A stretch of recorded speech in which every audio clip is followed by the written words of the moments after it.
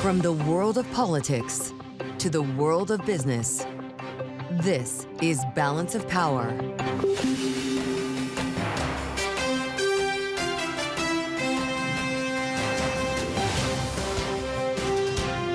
Live from Washington, D.C. President Trump brings new threats of tariffs. Welcome to the Friday edition of Balance of Powers. The president warns of a 50% tariff on the European Union starting next month and a 25% tariff specifically on Apple, the company, unless it moves iPhone manufacturing here to the U.S. Thanks for being with us on Bloomberg TV and radio alongside Kailey Leinz. I'm Joe Mathieu in Washington. Kailey, no one thinks Apple is about to do this. So big questions, and maybe that's why the stock is lower here. The president is moving the markets again today. Yeah, it might not be not only financially, but technically possible for Apple to be moving all of its manufacturing supply chain for the iPhone to the United States when we consider the different components, also the labor it actually requires to assemble these smartphones. And knowing that Tim Cook has tried to ingratiate himself with this White House, personally donating to the inaugural fund, being in touch with President Trump directly, very interesting to follow that, as we also, of course, are dealing with a 50% tariff threatened on the EU starting next Sunday. The question is this once again just negotiating in public as the U.S. wants to see a better deal coming from our European trading partners? Well, it is interesting. The European Union's trade chief going to be meeting with the USTR later this afternoon. Is the timing here a coincidence as they try to lay down a marker before that conversation? We'll see. Well, we did hear from the Treasury Secretary Scott Bessent about this, who, while it might not be with Europe, he did say to our colleague David Weston that the U.S. is expecting that we could see a number of large trade deals in the coming weeks. In the coming weeks, he also said 3% growth would be in quarters, not years. Fascinating dive with David Weston earlier. We're going to talk about that later this hour with our political panel. We'll also get an update from Tyler Kendall at the White House on exactly what it is that the White House is threatening here.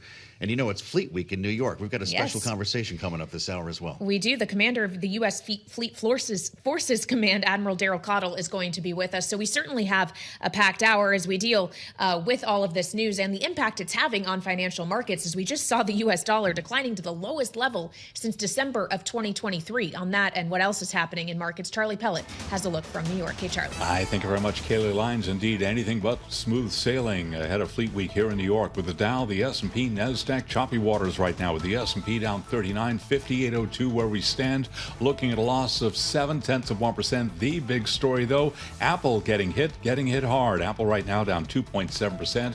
Keep it locked into Bloomberg Radio and Television for the latest, and of course to see how these markets shake out ahead of a long holiday weekend. The Dow right now down 0.6%, NASDAQ down 1%, with the Bloomberg Mag 7 index now slumping by 1.2%.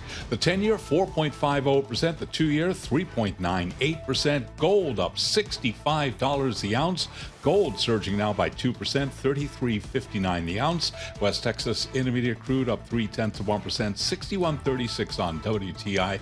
And a retreat from records for Bitcoin down 1.8% at 109,140.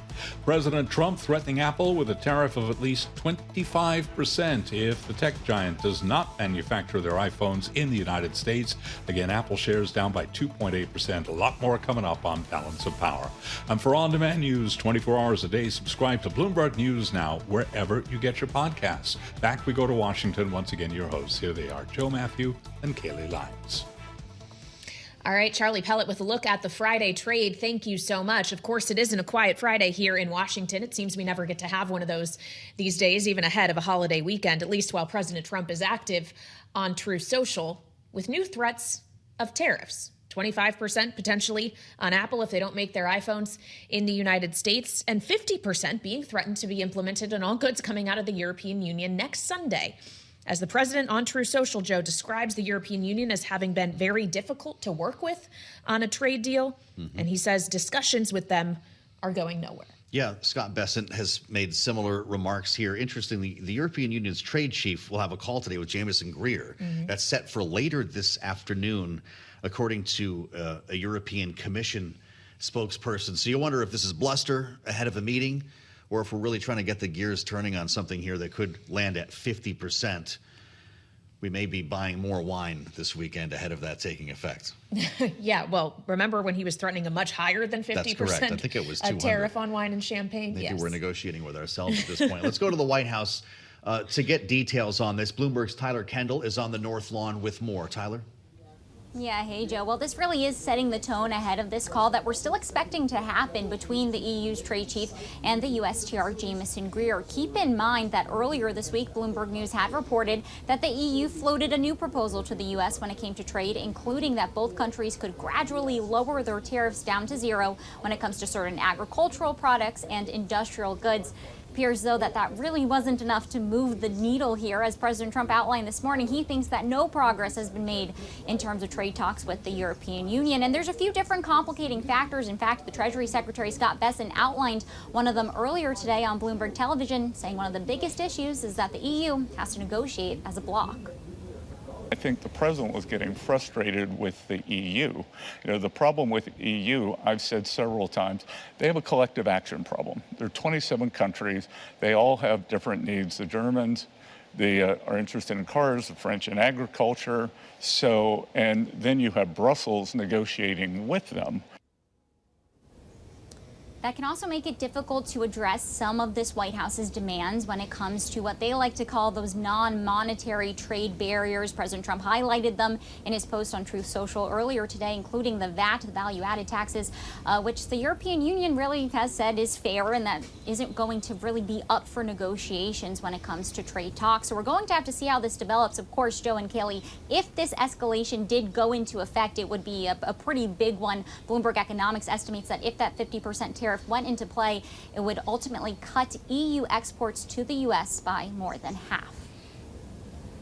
All right, Bloomberg's Tyler Kendall live on the White House North Lawn here on Bloomberg TV and radio. Thank you so much. As we are tracking this from here in Washington, we also have our eyes on New York today, really all week. As Joe mentioned earlier, it's Fleet Week in New York and up there for the festivities. And joining us now for an interview here on Balance of Power is Admiral Daryl Caudle, commander of the U.S. Fleet Forces Command. He's with us from our headquarters up in New York City. Admiral, thank you so much for your time. Obviously, Fleet Week is about showing off and honoring the service members who serve on these vessels. But I do want to ask you about the size of the fleet as we begin our conversation here.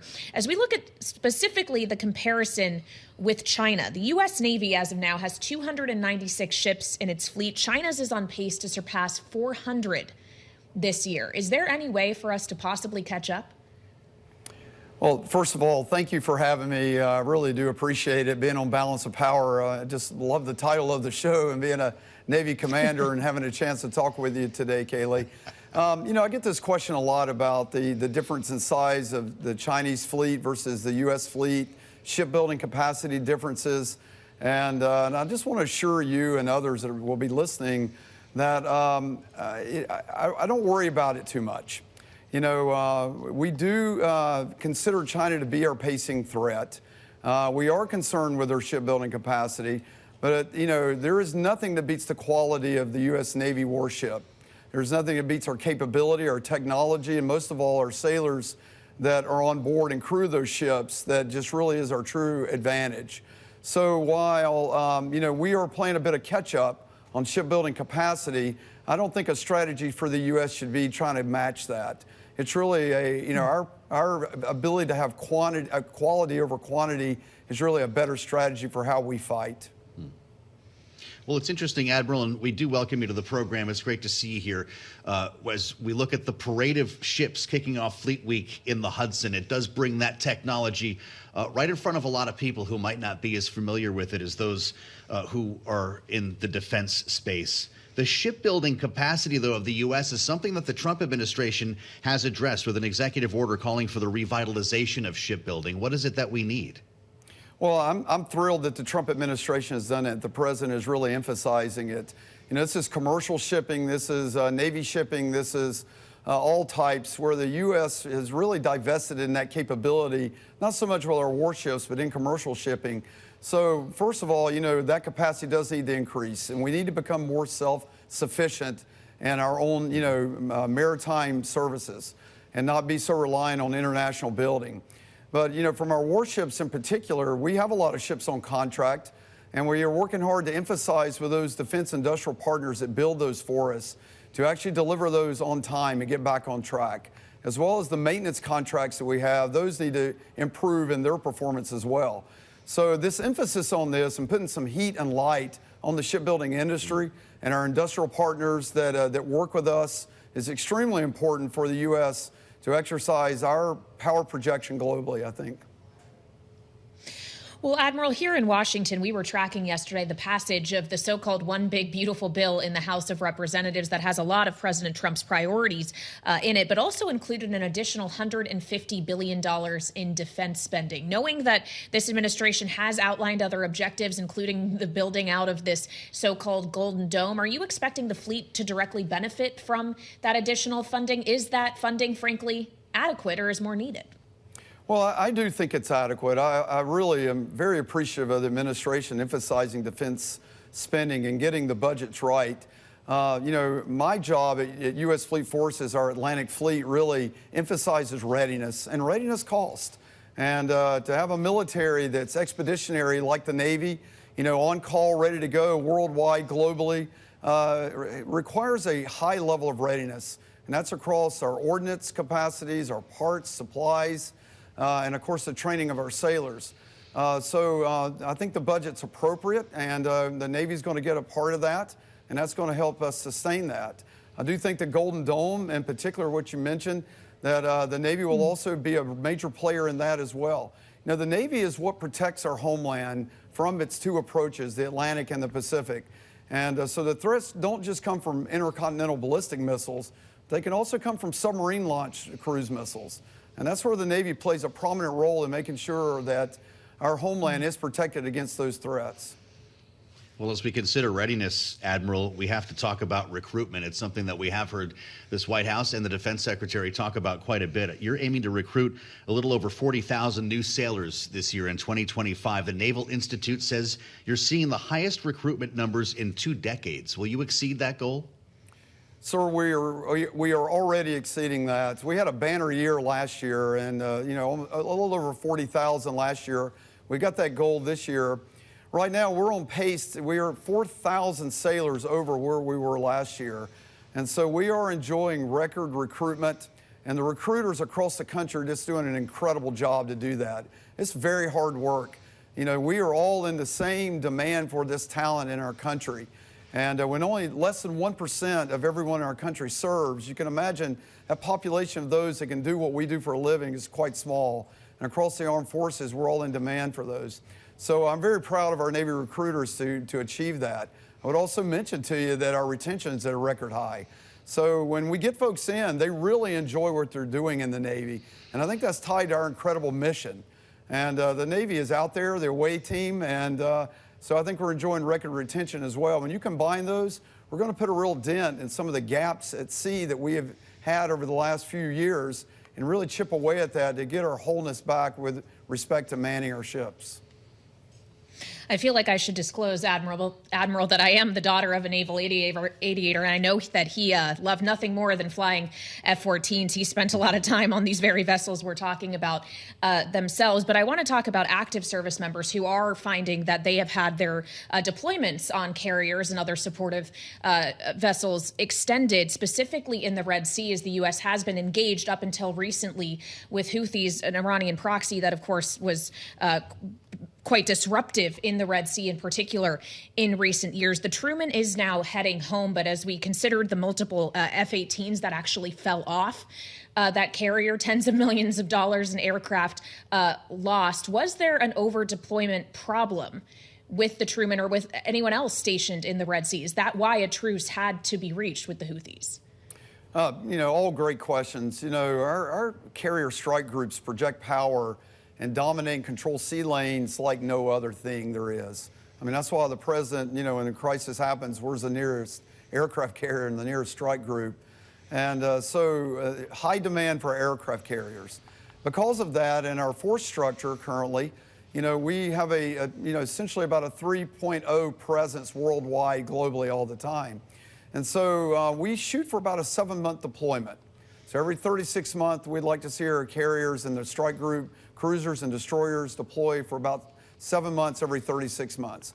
When those get delayed, that does take a toll on our readiness. It makes the return maintenance availabilities, as we call them, maintenance periods, longer. It's harder on the ships. It's hard to recoup from that extended deployment from the impact it has on that readiness level. You know, it impacts people's lives as well. People think they're coming back at 7-month point and they get back at the 8 and 9-month point. They had weddings planned and trips planned and that kind of thing. So there's quality of life impacts as well.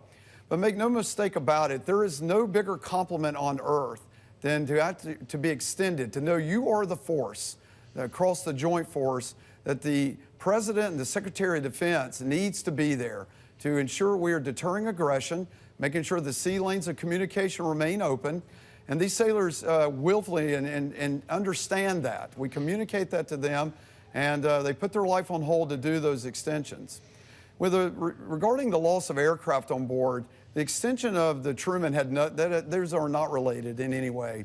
When you fly thousands of combat sorties, on occasion there are going to be material failures. There are going to be things that happen in real combat that's happening in the Red Sea. It's going to result in some combat losses of those aircraft. And when those happen, and if there's human mistakes, they get thoroughly investigated. We look hard into that. We hold people accountable if that's necessary, but most importantly, we learn. And we grow as a force, and we put those lessons learned back into the system on each training cycle to make sure we're understanding what went wrong, to make sure we never make those mistakes again. And I don't want you to think that being extended had anything to do with the loss of the F-18s. Well, we appreciate your answering that question, Admiral. They've been busy out there, certainly, according to the Pentagon and what you're telling us now. A massive drawdown in missiles specifically and rockets. What do we need? How much have we expended, and what do we need to replenish the munitions used against Yemen? Well, you know, high-end munitions like Standard Missile Series, Standard Missile 2, SM-2, SM-6, SM-3, the missiles we shoot from our destroyers and cruisers are critical offensive and defensive weapons. And they're expensive, and we like to make sure when we expend one of those that it's against a target that really it required that level of capability to take out. So because of that, when, you know, low-cost drones are being shot at our ships, one-way UAVs, if you will, you know, we want to make sure we have matched the right response capability weapon system against that threat. So the Forward Strike Group, which is about to replace the Truman, it's still finishing up its final deployment preparations. We'll be deploying with a couple new missile systems. You can think about missiles about the size of a Hellfire missile. There are 2 program of records called the Coyote and the Roadrunner missile systems that they'll be on our destroyers. That missile is significantly cheaper, has great standoff capability. It'll be the first time we've employed them, and that strike group will be certified to actually use that weapon system. Now what that does is saves our main weapons battery.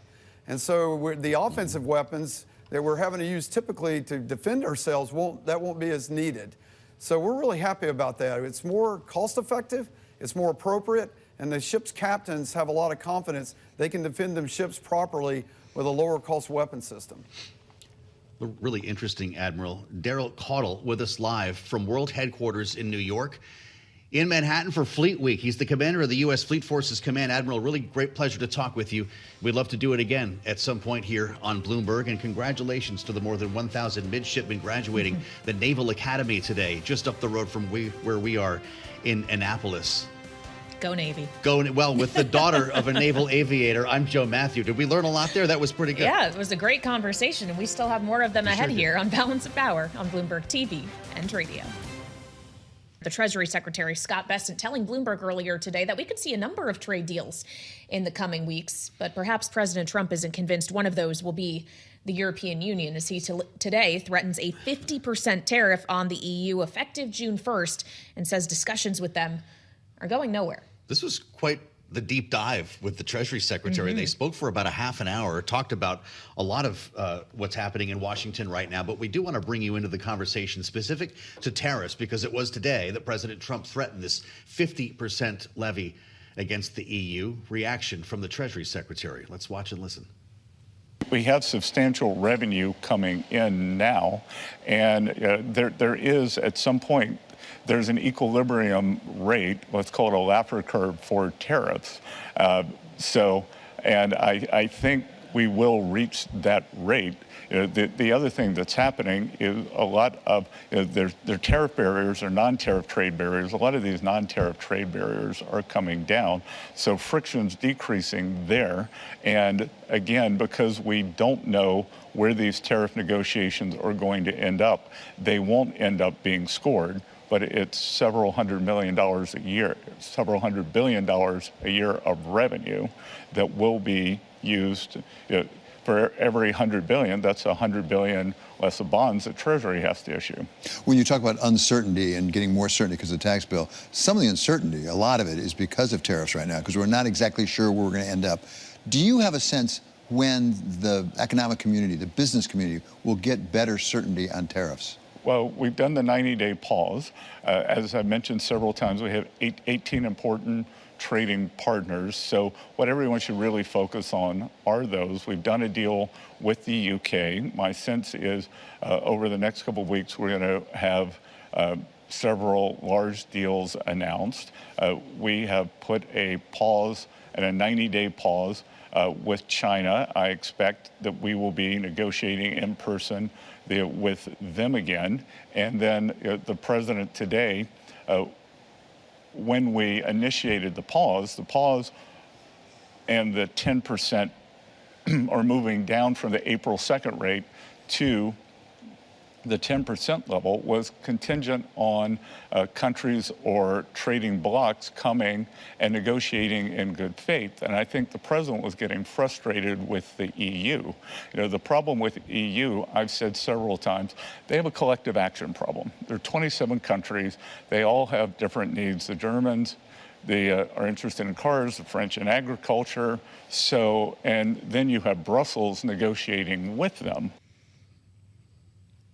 The Treasury Secretary, Scott Bessent, in conversation with Bloomberg Wall Street Week host David Weston. You can, of course, find that on Wall Street Week later tonight, but also on the Bloomberg terminal and online. Interesting to hear the Treasury Secretary specifically calling out the fact that this is a multi-nation bloc we're talking about when it comes to the European Union in particular. 27 countries have to agree, maybe making these negotiations harder. Of course, President Trump, in his True Social post, contending today that bloc was formed for the primary purpose of taking advantage of the United States on trade. He has repeatedly made this claim, Joe, even though it's not necessarily factually accurate. You wonder how all of this plays into the meeting today that our U.S. trade representative will have with Trade Minister for the European Union.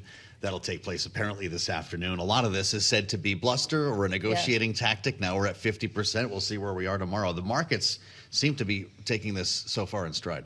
Yeah, so let's play it to our political panel now. Rick Davis and Jeanne Zaino, Bloomberg Politics contributors, are both with us. Rick is Stonecourt Capital Partner and Republican strategist. Jeanne, our Democratic analyst and Senior Democracy Fellow at the Center for the Study of the Presidency and Congress. Rick, when we look at the market reaction, which as Joe rightly points out, largely a shrug today, are we getting to the point where no one is actually taking these tariff threats from the president as seriously as they were, knowing how frequently they are walked back to have been proven essentially as just negotiating tactics? Yeah, I think to a large degree, the shock appeal to the market is over. There is a sensibility that what Donald Trump says on day one is not necessarily what goes into effect day 90. And so I think there's some reasoning. There's some rational actors now starting to look at this and saying, okay, we now have a pattern. We're going to follow the pattern rather than the rhetoric. And by the way, that was smart money in his first term. It wasn't what he said. You had to wait and see what he actually did. And so I think we're just sort of now relearned the Trump cycle, and people are starting to adjust to that. I would say what's interesting about the latest conversation with the secretary is this notion that they're now applying sort of the Laffer curve to tariffs. Arthur Laffer, popularized in the Reagan administration for his work around tax cuts, is basically got the theory that there's a certain level of tariff that gets you the most revenue. And so the question is, what do we think those levels are? And is that what Donald Trump is trying to achieve? So I guess it's just wait and see what happens. But this next G7 meeting is going to say a lot about where we are with European tariffs, I'm sure. What do you think about this, Jeanne? It's not a very useful negotiating tactic if it's not taken seriously. Wall Street is giving its answer here. Does the president become the boy who cried tariff? I think he'd be very frustrated to hear this conversation, and that's how it's being taken on Wall Street. And I think one of the dangers with Donald Trump is he will frequently do what you don't expect him to do. So he very well could pull the trigger on some of this. I think it's very curious, though, and interesting that when Giorgia Meloni was over here, not just a few weeks ago, as the representative of the EU bloc, we really believed that those conversations were going well, but we can hear both from the president and also Scott Bessent that they are frustrated. And of course, as we all know, when you are negotiating with a federation, states with wildly different interests, it is very, very complicated, but it's hard for me to believe that either Scott Bessent or the president could be surprised that Germany and France and Italy and all the other EU countries have very different interests. That's what makes this complicated, and which is why most people don't pull the trigger on this kind of thing and then negotiate. They do this in a more methodical manner than the president has been keen on doing so far. Well, of course, it's not just countries that are at play here. It's specific companies as well, Jeanne, as it's not just a 50% tariff he's threatened on the European Union, but also 25% on Apple if they don't make their iPhones in the United States. Knowing Tim Cook personally donated to his inaugural committee. He attended the inauguration. He's met with Trump at the White House. President Trump has told us repeatedly he's been in conversations with Tim Cook. Is all of that for nothing? Is no tech company able to ingratiate itself enough for the president to feel that they can still make their products anywhere but the United States of America? Yeah, poor Tim Cook, and he was actually at the White House on Tuesday. I actually shouldn't say poor Tim Cook. I don't think he's that poor, but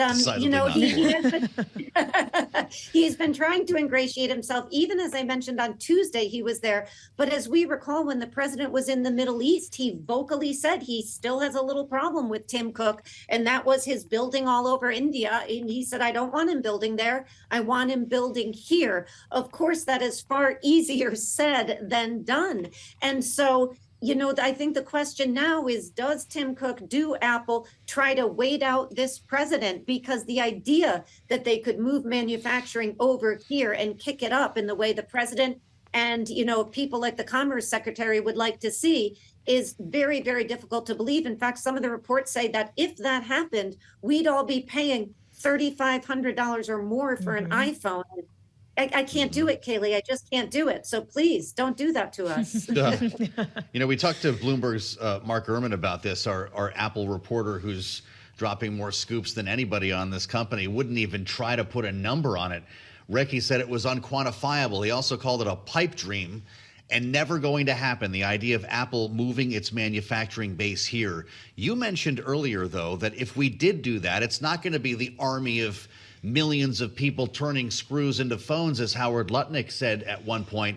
It's going to be likely AI-driven robotic manufacturing that makes that even feasible to take place here in the U.S., but it's coming at the same time that the president is trying to ban international students from going to Harvard. How do you get both? Yeah, that's the thing. I think they're mutually exclusive. You've got to have people who have that technical skill if you want to have manufacturing of these kind of technical items. And by the way, we need that for everything else we're doing. We're not even talking about quantum computing or AI. We're just talking about manufacturing. But when you go to Detroit, when you go to around the country where people are manufacturing, it's robotics that matter. It's AI that matters. It's not, sort of the typical labor that we're used to. I've been to a Foxconn manufacturing facility. I mean, it's very few people and a lot of mechanical activity going on, all of which coordinated through, very, very sophisticated computer programming. So unless we have that capacity, we are never going to be able to achieve the kind of, quote, second industrial revolution that Donald Trump wants. But it still doesn't satisfy the fundamental supply chain needs and where we're going to find all the component parts to this. So we are a long way away from putting up a sophisticated and well-equipped and supplied Apple manufacturing facility here. But look, what Tim Cook has learned is you can rent Donald Trump, but you can't buy him. Wow. You wonder how quiet the White House is going to be if the likes of Tim Cook and Jensen Huang can't get favorable treatment after coming to kiss the ring. Rick Davis and Jeanne Zaino, thank you, as always. Bloomberg Politics contributors making up our great panel on the Friday edition here of Balance of Power.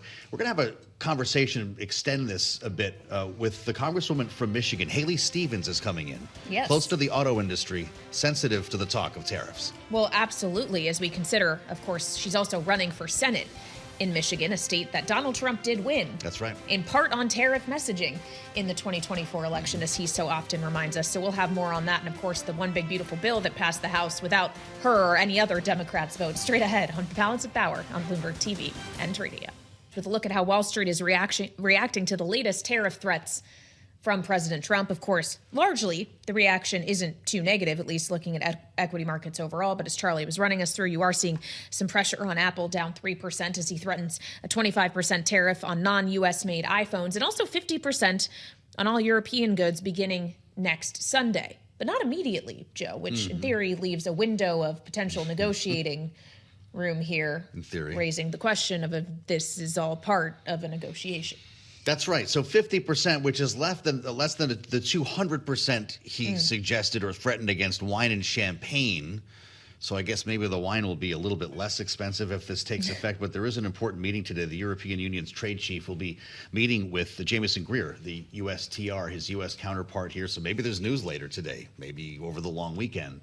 And it's where we start our conversation with Haley Stevens, the Congresswoman, Democrat from Michigan, is with us right now. And it's been a long time, Congresswoman. We have a lot to catch up on. So welcome back. I want to start with your relationship, your close relationship with the auto industry, your history with the auto industry, having helped to save it in the throes of the Great Recession in the Obama administration. You hear about a 50% tariff on the European Union. What's wrong with making BMWs and Mercedes more expensive in Michigan? Is this actually good news for U.S. automakers? I'll tell you what, we in Michigan are really feeling the ramifications of the inconsistency of the announcements. Look, we all know that tariffs can work and an aggressive approach could work.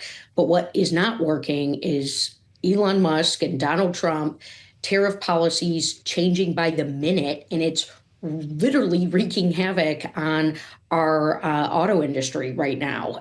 We don't have rules of the road. The headlines in Detroit are palpable. Layoffs, freezing of hiring, the fact that the smallest businesses, let's say you're in the widget space, you're making parts components, and you need to have price controls on materials. You have to be able to get your customers, obviously sometimes a larger supplier or even an original equipment manufacturer, you need to be giving them guaranteed and locked in prices. So production orders are stalling. And with that, it's very disruptive. I am hearing this directly from manufacturers who I have worked with my entire career. It's a headache. And all we're saying is, let's just not wake up every day to a new announcement. Where's the deal for Michigan? We don't have that deal right now. You listen to our friends in labor and they're saying, hey, maybe this could be optimistic for us, if we could get jobs back in factories, but we need to see that. And we're not. It's frustrating. And it's honestly just not how you do this. Over 55 tariff announcements in the first 100 some days of this administration. It's causing a lot of late nights and a lot of uncertainty. And guys, this is one of the reasons I put up my hand to run for the United States Senate as Gary Peters is retiring at the end of the term. Yeah. I'll be running for the United States Senate in Michigan next year. Well, of course, doing so in a state that President Trump was able to win in 2024, in part on messaging around tariffs. Do you get the sense from Michiganders, Congresswoman, that they feel that they were misled by his policy promises, or just that it's not having the effect that the voters thought it would?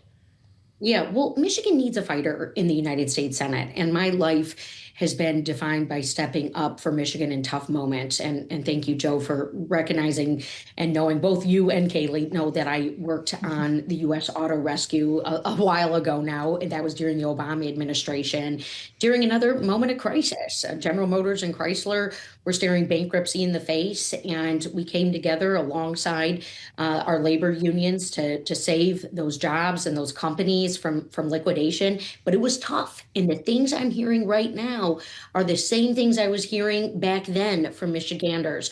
Folks are worried. And look, as a 4-term lawmaker, I've stood up during other moments of uncertainty over my time in the Congress, particularly around the CHIPS Act, helping to get that over the finish line, working really closely with my colleagues on both sides of the aisle. So the question Michiganders are going to be asking next year is, who is going to be their champion in the United States Senate? And I believe and I know that is me. And that's why I'm getting out there now to earn those votes and to meet people where they're at, show my depth of understanding in advanced manufacturing, job training, and all the great things we do in Michigan, by the way, because not only do we make things, we also grow a lot here too in our state.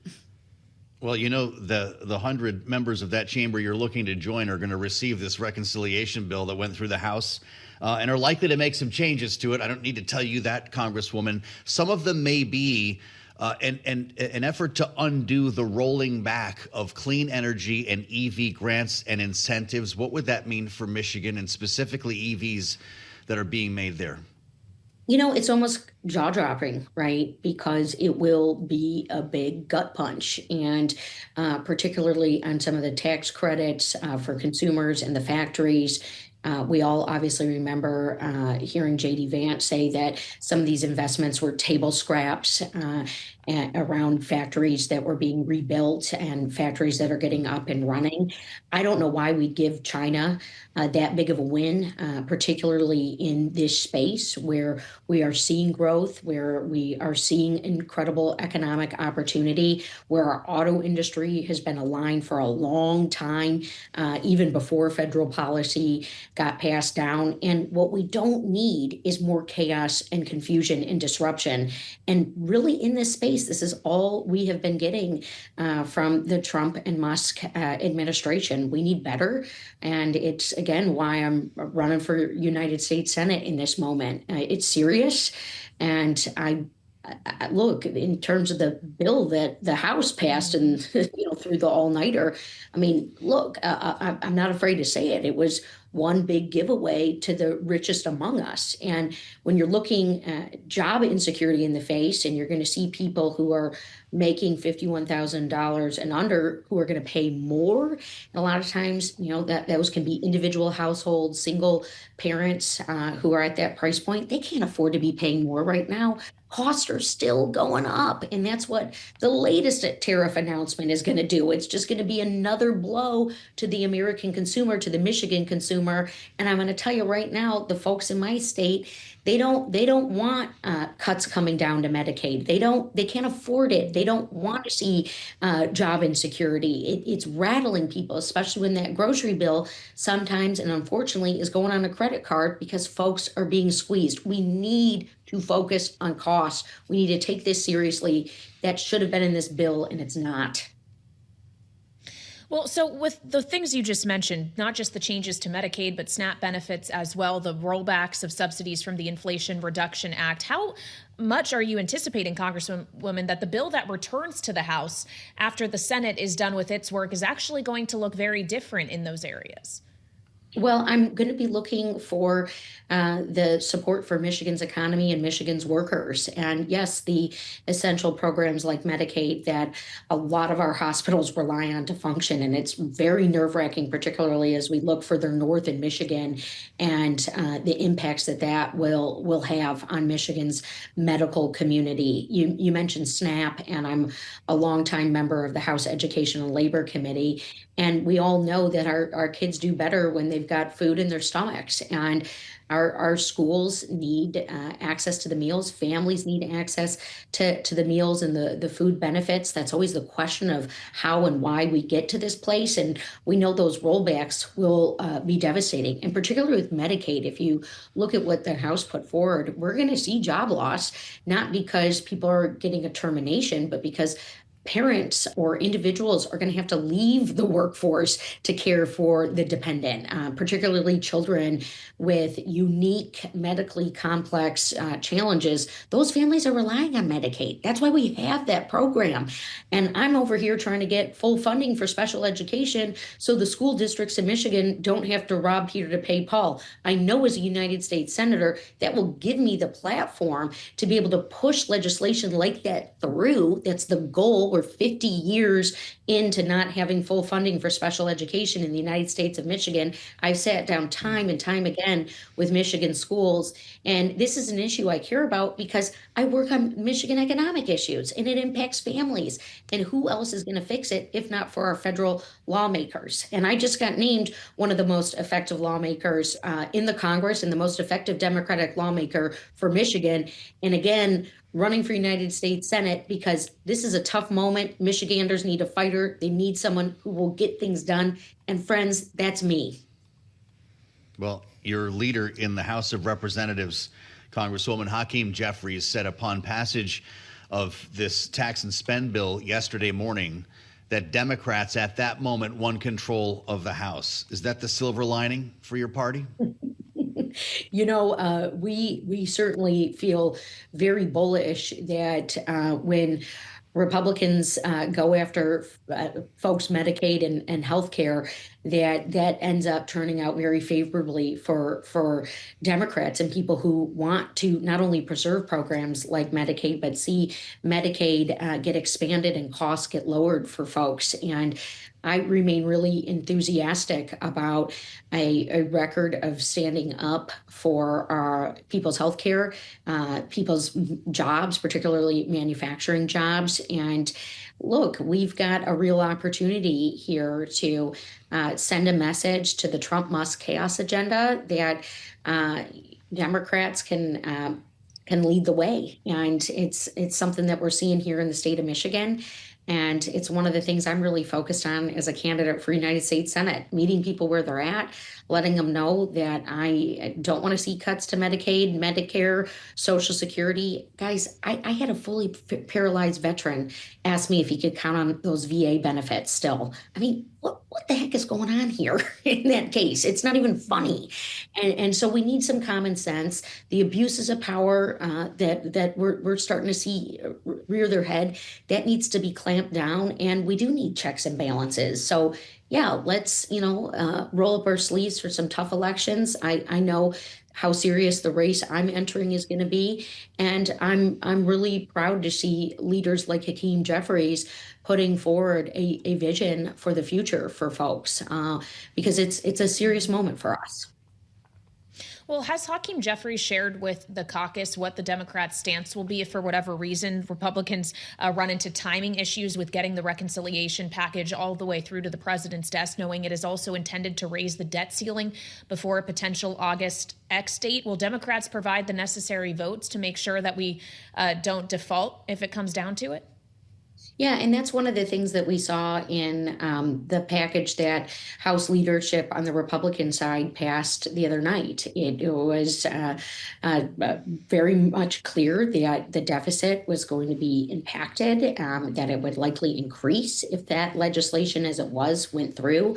I know that we take really seriously what it would mean for the debt ceiling to make its way into a package like this. Obviously, we don't want to play with the debt ceiling. And we are focused on unity when it comes to people's healthcare, when it comes to earned benefits, when it comes to our manufacturing economy, which should be something that we could work on in a bipartisan way. That is what the CHIPS Act was, frankly. And that's done a lot for our supply chain and our manufacturing economy. That's proven industrial policy that co-invests alongside the private sector to create jobs. And exclusive, singular, change by the minute, shoot by the hip tariff policy, that's not cutting it right now. I mean, it's absolutely jaw-dropping when a place like Detroit is at its highest levels of employment in 50 years, starting a couple of years ago, and now we've got those cuts. So thank you both so much. All right, Congresswoman, thank you for your time. The Democratic Congresswoman Haley Stevens of Michigan running for that U.S. Senate seat. We should also mention we've had two of her opponents, Mallory McMorrow and Abdul El Sayed, on this program as well. We'll be back for more Balance of Power later today on Bloomberg TV and Radio.